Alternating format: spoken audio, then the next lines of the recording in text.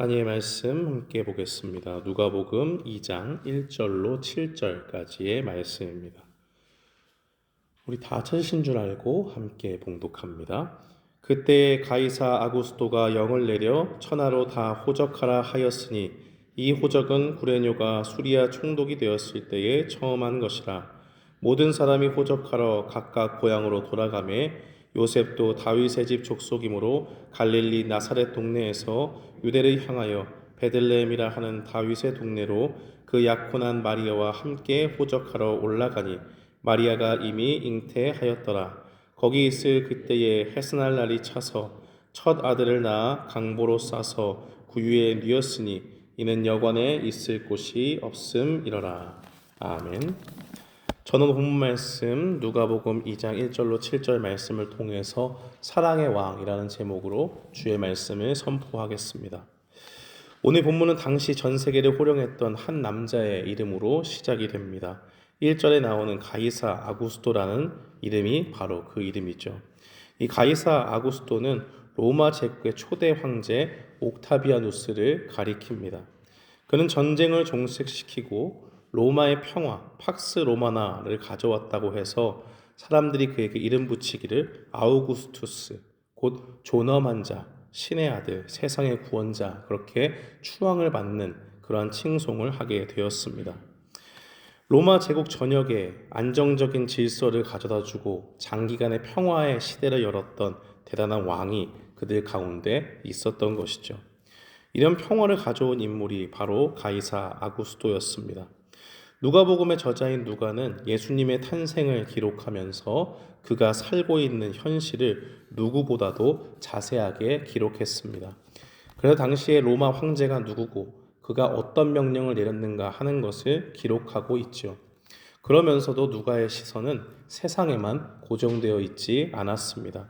본문 7절에서 그의 시선은 이제 갓 태어나 짐승의 먹이통인 구유에 누워있는 한 아기를 주목하고 있습니다.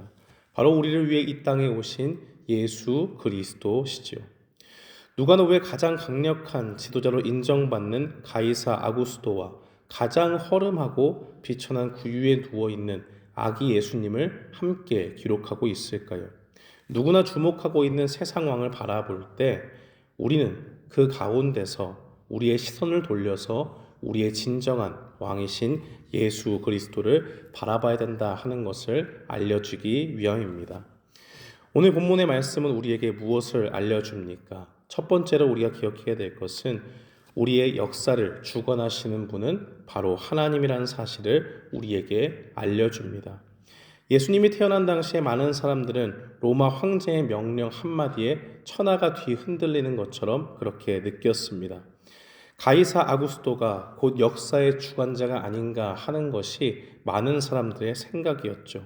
본문도 그런 사실을 숨기지 않고 우리에게 보여줍니다.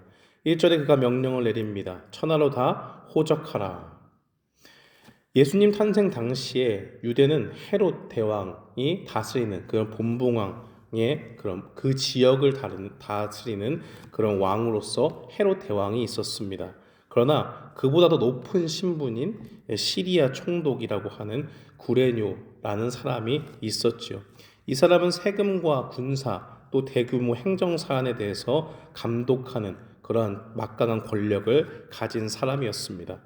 그래서 전 국가적으로 집행되는 이 호적하는 것, 인구조사가 있었고 황제의 명령이 있고 또 그것을 실제로 집행하는 시리아 총독이 있고 그 밑에 지방왕의 통치라는 거대한 권력의 틀을 말씀 가운데 우리에게 보여주고 있습니다.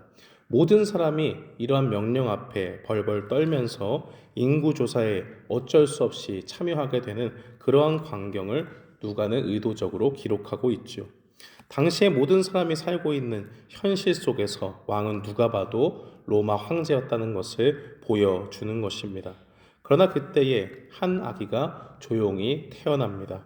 세상에서 가장 강력한 행정체계가 작동하던 순간에 하나님의 구원은 가장 연약한 모습으로 역사 안에 들어옵니다. 황제의 명령도 시리아 총독의 권한도 결국 이 세상을 다스리는 하나님의 계획을 벗어나지 못한다는 것을 우리에게 알려주기 위해서 약속대로 이 땅에 오신 예수님의 탄생을 그리고 있는 것입니다. 인구조사는 군대의 징집이나 세금 징수를 원활하게 하기 위한 정책이었습니다.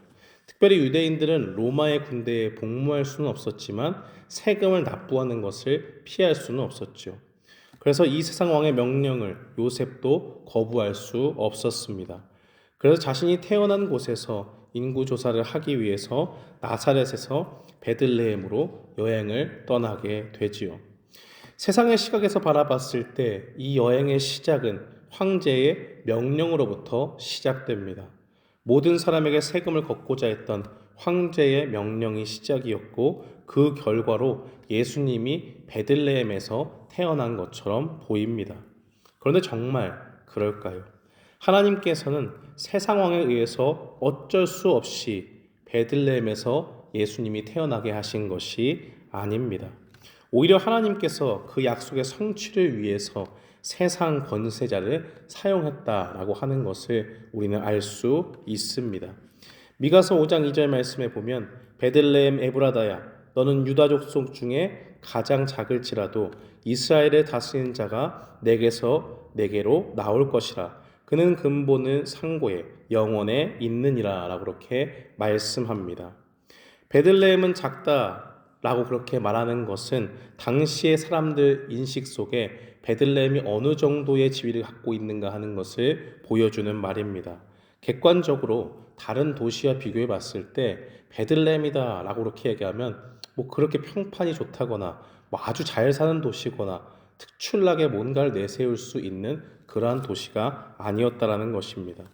구약의 성읍들 중에서도 군사적으로 중요한 성을 말할 때 주로 예루살렘, 헤브론, 라기스와 같은 이러한 성읍들이 등장하지 그곳에 베들레헴을 언급시키지는 않습니다.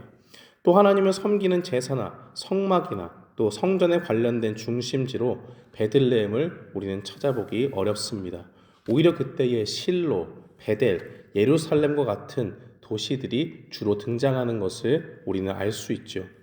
이와 같이 다윗이 베들레헴 출신이긴 하지만 그 외의 모든 것을 살펴볼 때 베들레헴의 위상은 다른 도시에 비해서 터무니없이 보잘것없는 수준이었습니다. 그런데 이런 미천한 곳에서 하나님은 그가 보내실 메시아를 베들레헴에게서 나게 하신다고 말씀하셨습니다. 그 약속을 성취하기 위해서 이제 로마 황제를 하나님의 심부름꾼으로 삼아주셔서 결국에는 그쪽으로 가서 아이를 낳을 수밖에 없도록 그렇게 하나하나 주님의 섭리 가운데 인도해 주시는 것입니다. 요셉이 나사렛에서 베들레헴으로 떠날 때 임신한 아내를 데리고 가니까 그 길이 얼마나 힘들었을까요? 사실 학자들에 의하면 그 길은 성인 남성이 가도 한 5에서 7일 정도 걸리는 길이라고 합니다. 산지가 있고 계곡이 있고 그 말은 올라갈 때도 있고 내려갈 때도 있다는 거죠. 그리고 그 길이 평탄하지 않고 험했다는 것을 말합니다. 그리고 곳곳에 강도가 있어서 위험천만한 길이었다라고 그렇게 이야기합니다. 사랑하는 성도 여러분, 요셉은 어쩔 수 없이 황제의 명령을 따라서 그 위험한 길을 갔지만 하나님은 그의 섭리 가운데서 모든 것을 성취하기 위해서 그를 베들레헴으로 보내십니다. 로마 황제를 사용하셔서 그렇게 하시는 것이죠. 이것을 통해서 하나님은 우리에게 말씀하고 있습니다. 여러분의 인생을 되돌아보십시오. 때로는 우리는 이해할 수 없는 국가적인 위기나 나를 힘들게 하는 사람들의 결정, 또 내 주위를 둘러싸고 있는 내가 어찌할 수 없는 결정 가운데서 당혹해하고 고통받습니다. 그러나 그때에도 하나님은 지금도 그 가운데 역사의 주인이 바로 하나님이심을 우리에게 보여주십니다. 가이사의 명령은 지나가는 것이지만 하나님의 통치는 영원하다고 우리에게 알려줍니다. 그러므로 우리가 우리의 역사 가운데서 고난의 시기를 겪고 이해할 수 없는 그 곳으로 우리가 떠밀려 가는 것 같아도 주님의 다스림이 여전히 우리의 인생 가운데 있다는 것을 믿고 주님을 신뢰하는 우리가 되기를 바랍니다. 둘째로 오늘 본문은 우리에게 언약의 땅 베들레헴으로 향하는 요셉과 마리아의 발걸음 속에서 하나님의 신실함을 보여주고 계십니다. 4절 말씀은 요셉이 다윗의 족속이라고 말하고 있습니다. 이것은 단순히 족보를 확인하는 절차가 아니죠. 하나님께서 일찍이 다윗에게 약속하셨던 언약, 사무엘하 7장에서 내 몸에서 날 씨를 통해서 그 나라를 영원히 세우겠다라고 하는 그 약속을 하나님께서 잊지 않고 기억하신다는 것입니다. 다윗 왕조는 이미 영광을 잃은 것처럼 보였습니다. 그 후손들은 나사렛이라고 하는 시골 동네에서 이름 없는 몫으로 전락했습니다. 이제 그 누구도 아무것도 기대하지 않는 집안이고 도대체 저기서 어떤 좋은 것이 나올 수 있을까 하는 생각이 바로 사람들이 다윗의 집안을 바라보는 시선이었습니다.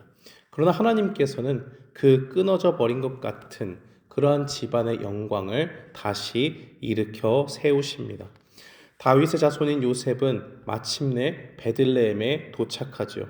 베들레헴은 우리가 잘 아는 대로 떡집이라는 뜻을 가지고 있습니다. 떡집이라는 이름을 가진 그 작은 동네에 하나님은 그 인류의 영원한 굶주림을 해결하실 생명의 떡이신 예수 그리스도를 보내주시는 겁니다. 그가 하신 말씀을 이루기 위해서 베들레헴에서 영원한 생명을 주시는 예수님이 태어나게 하셨습니다.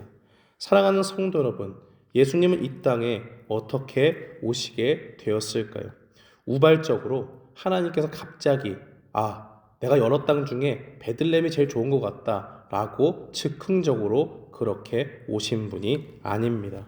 하나님께서는 언약을 지키시는 신실한 분이시기 때문에 예로부터 주어진 하나님의 약속을 주셨고 그것을 기억하시고 마침내 이루기로 결정하셔서 예수 그리스도를 베들레헴에서 나게 해 주셨습니다.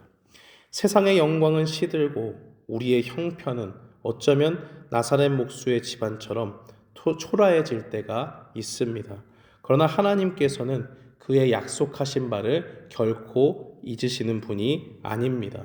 사람들은 다 잊었다고 해도 예전엔 그런 영광스러운 약속이 있었겠지만 저거 봐, 목수의 집안에서 무슨 대단한 것이 나겠어 라고 그렇게 의심의 눈초리를 보인다 할지라도 하나님은 그 언약을 신실하게 끝까지 잊지 않고 이루어 주십니다.